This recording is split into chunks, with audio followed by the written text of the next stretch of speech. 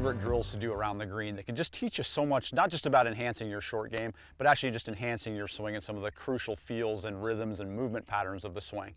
And I always say to my students, the drills that are the most uncomfortable and challenging are really the ones you need to do the most.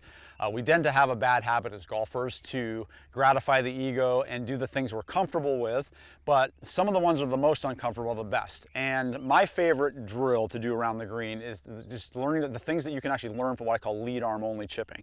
I'm a righty, so left arm only, but learning how to hit pitches and chip shots around the green with your lead arm only is just one of the best things that you can do to really garner some of the feels of the golf swing.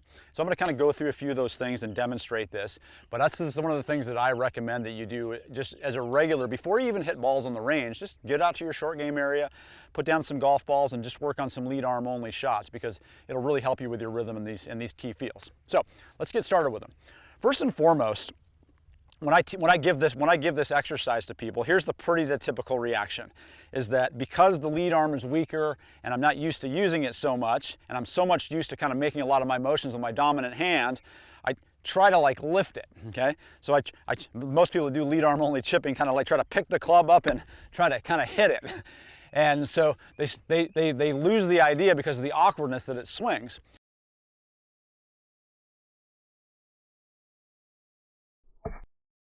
But once, with a little bit of coaching, if you start to understand that, hey, if I wanted to get this into motion and I started just swinging it back and forth, oh, okay, once I get it in motion, it kind of has a predictability, which is good, because this is what we want in a golf swing and a pitch shot, okay?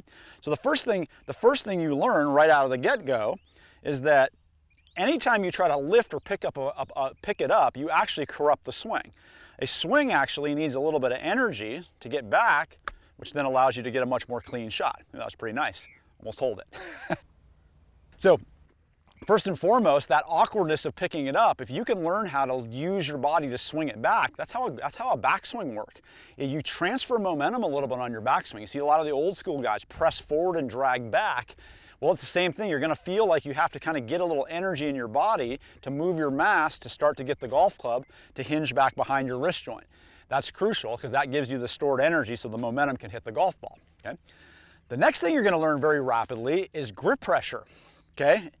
Is that the awkwardness comes from squeezing and trying to lift, is that you're going to have to find a grip pressure that allows the club to swing around the wrist joint. So if I'm really tight, if I hold this really tight, I can still hit it. That was a pretty good strike. We can see I kind of had to push it there. That's much more unpredictable than actually being able to, if I lighten my grip pressure a little bit, then the club can actually have a little more of a natural swinging energy, even though I just bladed that one. But we'll leave it in there anyways. And then finally, and this may be what caused that little blade shot there, is the shoulder joint as well, okay?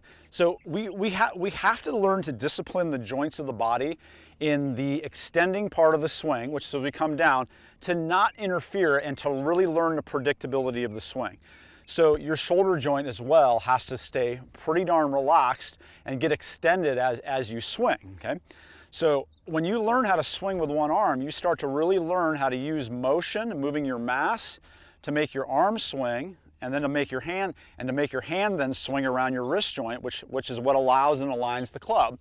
And that ends up getting you a rhythm. Like if you video these a lot of times, you're going to be very impressed without this trail hand, how many times you come through impact with a beautiful lineup of the shaft, the arm, and the shoulder joint right through the hip joint like we'd want to see. So one more time here. If I get it all together, I'm going to move the mass, let it flow, though that was pure. And that feel, once I get two hands back on, if I can learn how to feel that same sensation, you start to realize probably how much you use your dominant hand to try to push and add energy to the swing that's completely unnecessary. So make that a regular repertoire of your practice, is lead arm only chipping. Get past the awkwardness, get good at it. I promise you'll discover some great things about your golf swing.